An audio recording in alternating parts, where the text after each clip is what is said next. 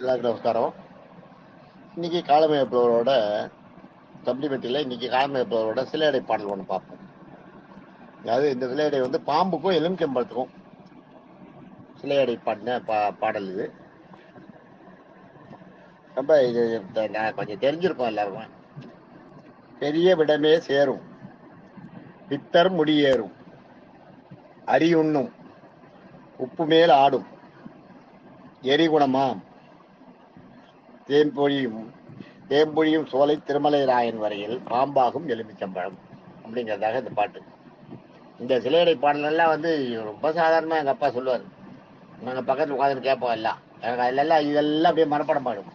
அவர்கிட்ட அவர் சொல்லும்போது அவர் சொல்லி அதுக்கு கருத்து சொல்ல போகிறேன். ராத்திரி போய் உட்காந்துப்போம். இன்றைக்கி என்ன சொல்ல போகிறேன், இன்றைக்கி என்ன சொல்ல போகிறேன்னு.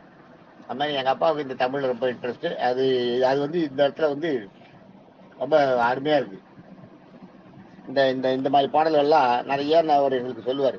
அப்போ அவர்கிட்ட ஒன்றும் கிடையாது. ஒரு நோட் புக்கு, ஒரு எழுதி வைக்கிறது கையில், ஒரு இதெல்லாம் கிடையாது. அப்பயே நினச்சி யோசனை பண்ணுவார். மனசை யோசனை பண்ணி சொல்லுவார். இந்த பாடலாம் அவர் நிறைய சொல்லிருக்காரு. எனக்கு ரொம்ப இதெல்லாம் எங்கள் அப்பா இதெல்லாம் பார்க்கும்போது எனக்கு அது எங்கள் அப்பா எதிர ஈஸ்டரில் உட்காந்து சொல்கிறதும், நாங்கள் எதிர தரையில் மண் தரையில் உட்காந்து கேட்குறதும் அப்படியே எனக்கு வருது. அந்த அந்த நினைவுகள் வந்து அந்த காட்சிகளாக கண் முன்னாடி ஓடுது.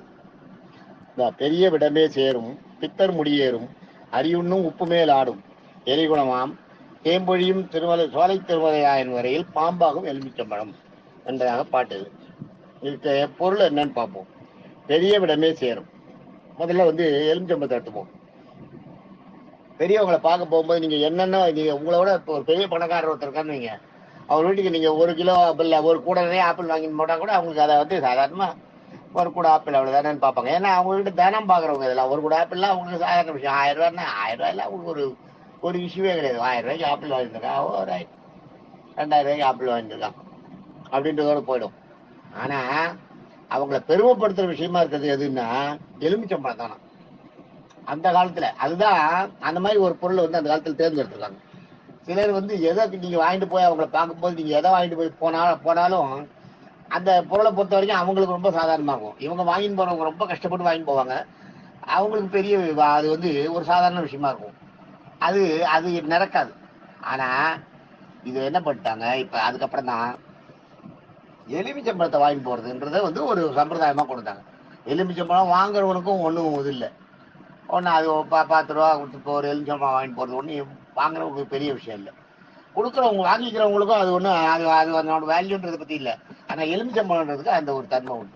எலுமிச்சம்பழத்துக்கு எப்பயுமே ஒரு வெற்றியை காண்பதற்கோ, ஒரு நட்பை உருவாக்குறதுக்கோ, ஒரு சந்தோஷமான சூழ்நிலை உருவாக்குறதுக்கோ, ஒரு கௌரவப்படுத்துறதுக்கோ, ஒருத்தர் கௌரவப்படுத்துறதுக்கோ இதுக்கு எலுமிச்சம்பழம் வந்து போல காரணமா இருக்கு.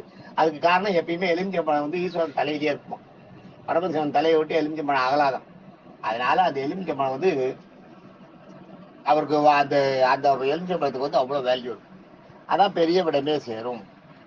பெரியவங்களை பார்க்க போகும்போது யாரும் கையில் எடுத்து போய் கொடுப்பாங்க. எலுமிச்சம்பழத்தை கொடுத்து அவங்கள பார்த்துட்டு வருவாங்க. இந்த பொன்னாடை போத்துறாங்க பாருங்க. இப்பதான் அந்த பொன்னாடை டவல் போடுறதுலாம் அப்போ வந்து எலுமிச்சம்பழம் கொடுப்பாங்க.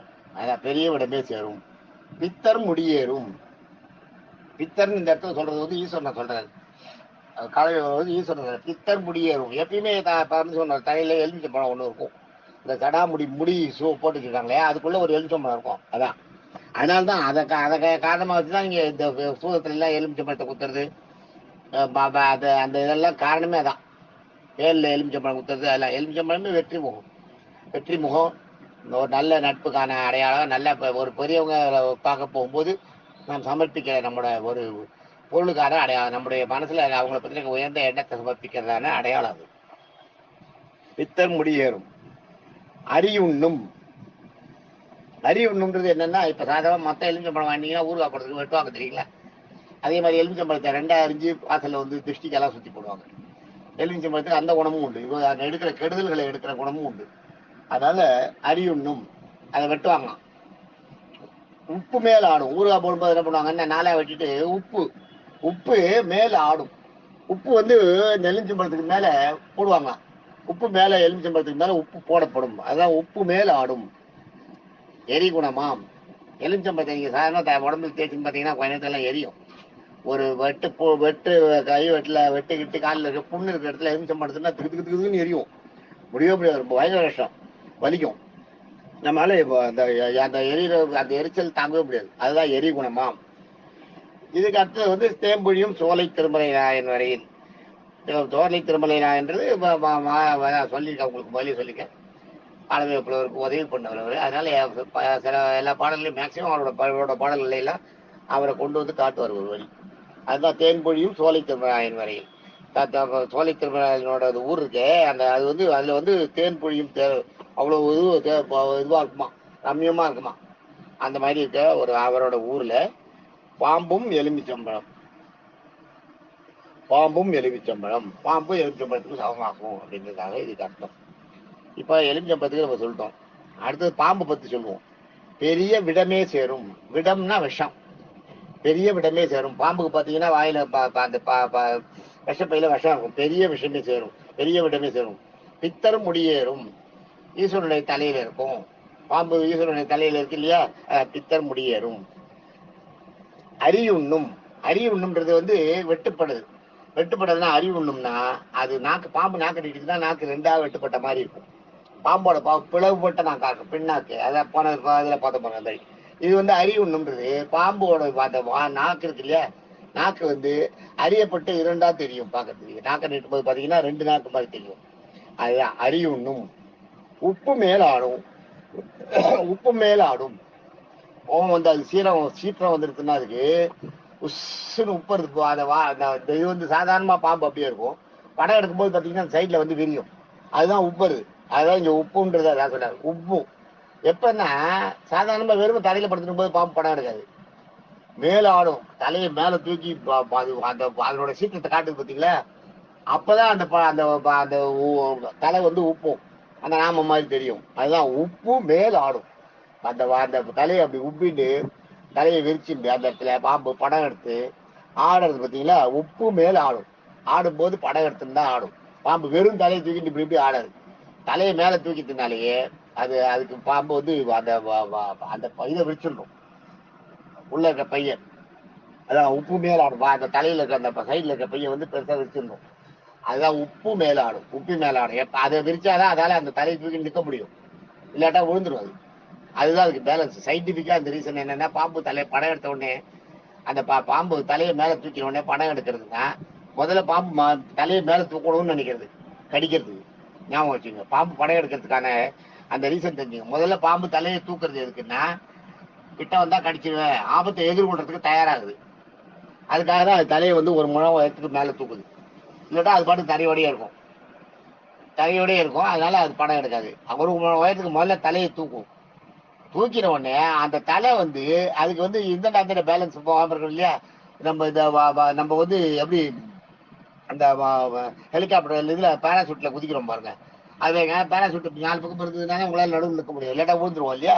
அது மாதிரி அந்த தலை, தூக்கின தலை அந்தந்த அசையாத, அதுல ஆட்டம் இல்லாம இருக்கணும்னா அதுக்கு அந்த சைட்ல இருக்க இந்த படம் விரிகிற சப்போர்ட் தேவைப்படுது பாம்புக்கு. அதனால தலையை தூக்கின உடனே அந்த படத்தை விரிச்சுக்குது. படத்தை விரிச்சின உடனே தான் அதால அப்படியே நிற்க முடியும். இல்லாட்டா படத்தை விரிக்காம வெறும் தலையை தூக்கிட்டுனா விழுந்துரும், பொத்துரும் அந்த சைடு விழுந்துரும், அதுக்கே அடிபட்டுரும். ஒரு அடி உயரத்துல தலையை தூக்கிட்டு தலை பொத்துன்னு கீழே விழுந்ததுன்னா அடிபடுறதுன்றது வந்து நம்ம தடிக்கு கீழே வந்த உடனே நம்ம கை காலில் அடிபட்டு பாருங்க, அந்த கிடக்குது. பாம்பை பொறுத்த வரைக்கும் அதுதான். அது ஒரு தடவை அப்படி விழுந்ததுன்னா நமக்கு தெரியாது, ஆனா அது உடம்புல குத்தி இருக்கும், வலிக்கும். அதனால தூக்கின உடனே விழுந்துடாம இருக்கிறது பேலன்ஸ் பண்றதுக்காக படத்தை விரிக்கும். படத்தை விரிச்சுட்டாதான், படத்தை விரிச்சின உடனே அந்த தலை ஆடாது, கீழே விழுந்துடாது, அப்படியே நேரா இருக்கும். அது எதிர இருக்க அதனோட எதிரியை கொட்டுறதுக்கு அப்பதால குறி வைக்க முடியும். இது தலையை தூக்கும்போது இதால தலையே தூக்கி நிறுத்தி சரியா நிறுத்த முடியலன்னா அப்புறம் அப்படி எதிரி எப்படி குறி வைக்க முடியாது. அதுக்காக தான் ஆண்டவன் வந்து அந்த தலையை உப்பறதுக்கு ஒரு சக்தியை கொடுத்துருக்கான் பாம்புக்கு. பாம்பு தலையை உப்பறதுக்கு ஒரு சக்தி கொடுத்துருக்கிறதுக்கு காரணம் அதுதான். அது மாதிரி பாம்பு தலையை விரிச்சுக்கிறதுக்கு காரணம் அதான். பாம்பு தலையை விரிக்கிறது தான் நம்மளுக்கு படம் எடுக்கிறது. இன்னும் அந்த படம் எடுத்தாதான் அதால அப்படி நேரம் நிற்க முடியும், இல்லாட்டா அதால நிற்க முடியாது, விழுந்துரும், குறி வைக்க முடியாது, எதிர இருக்க ஆப்ஜெக்டை வந்து குறி வைக்க முடியாது. ரெண்டாவது அந்த படத்தை விரிச்சுட்டு கடிக்கும் போது அந்த பைய சுருக்கும், விஷப்பைய சுருக்கும் போது அந்த விஷப்பல்ல இருக்க ஓட்ட வழியா அந்த விஷப்பல்ல முதல்ல நம்ம உடம்புல குத்திட்டு அந்த வாயில இருக்க பைய வந்து இந்த படம் எடுத்ததை வந்து அப்படியே சுருக்கி ஒரு அழுத்தம் வாயை அழுத்தும் போது உள்ள இருக்க விஷப்பையில இருக்க விஷம் அப்படியே வந்து நம்ம அது பல்லு வழியா வந்து நம்ம உடம்புக்குள்ள அதோட பல்லு அப்படி கொக்கி மாதிரி மாட்டிக்கும். பாம்பு கடிச்சு பாம்போட பல்லு, அந்த விஷப்பல்லு அப்படி மாட்டிட்டு இருக்கும். அது வழியா உள்ள போய் விஷம் உள்ள போயிடும். உள்ள போனப்பறம் அந்த பல்லை எதாவது எடுக்க முடியாது. அது அப்போ ஒரு மாதிரி அசைக்குதான் எடுக்கும் அந்த இடத்துல. அதுதான் நம்மளுக்கு ஓட்ட மாதிரி விழுது. அதுதான் பாம்பு கடிக்கிறது வந்து அவ்வளோ இது. அதான் உப்பு மேல ஆடும். கோபம் வந்ததுன்னா தலையை மேல தூக்கும் போது தலையை உப்பிண்டு ஆடும்.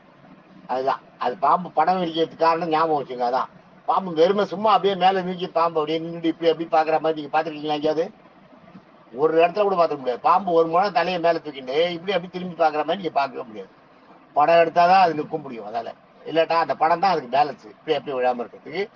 ஸ்டடியா நின்று எதிர இருக்க ஆப்ஜெக்ட் குறி வச்சு குத்தணும்னா முதல்ல ஸ்டடியா நிற்கணும். ஸ்டடியா நிற்கணும்னா அதுக்கு படம் தேவை. அந்த படம் எடுத்து தான் அந்த அப்படிதான் நின்று குத்தும். வெறுமா தலையை பாம்பு தூக்கி நிற்கவே இருக்காது. அதுக்காக அது அந்த இது கொடுத்து உப்பு மேல ஆடும். அதான் தலையை தூக்கிட்டு உப்பிட்டு அந்த படம் எடுத்துட்டு ஆடும். எரி குணமா பாம்பு கடிச்ச உடனே அந்த விஷம் உள்ள போனோடனே நம்மளுக்கு எரிச்சல் ஏறுது பாருங்க. அதுதான் எரி குணமா இது பாம்புக்கு இருக்கிற தேன்பொழியும் சோலை திருமறையாயன் வரையில் பாம்பும் எலுமிச்சம்பழம். பாம்பாகும் எலுமிச்சம்பழம்னு ஒரு பாடல். பாம்பாகும் எலுமிச்சம்பழம், பாம்பு எலுமிச்சம்பழமும் ஒன்னா இருக்கு அப்படின்றது சொல்ற இவர் அருமையான பாடல் இது. இதுல நம்ம முக்கியமா தெரிஞ்சின்றது என்னன்னா, ரெண்டுக்கும் விஷயத்த தமிழ்ல தெரிஞ்சினாலும் பாம்பு மேல தலையை தூக்கும் போது ஏன் படம் எடுக்கிறதுன்றது முக்கியமான விஷயம். படம் எடுத்து பாம்பு எந்த பாம்பும் வந்து ஒரு உயரத்துக்கு தலையை தூக்கி நிற்கிறதுனா படம் எடுத்தாதான் நிற்கும். படம் எடுக்காத அது மாதிரி ஏதாவது ரொம்ப நேரம் நிற்க முடியாது. அது சும்மா அப்படி தலையை தூக்கிட்டு போகுதுன்னு வேணா விழுந்துடும். படம் எடுக்க முடியாத பாம்பு எதுவும் தலையை ஒரு உயரத்துக்கு தூக்கவே தூக்காது. படம் எடுக்கிற பாம்பு தான் அவ்வளோ தூக்கி நின்றுட்டு அப்படியே பார்க்கும். அதை வச்சு அது குறிய வைக்கும். எதிர இருக்க அதனோட எதிரியை குறி வைக்கிறதுக்கு அந்த பாம்போட படம் எடுக்கிறது தான். தேங்க்யூ.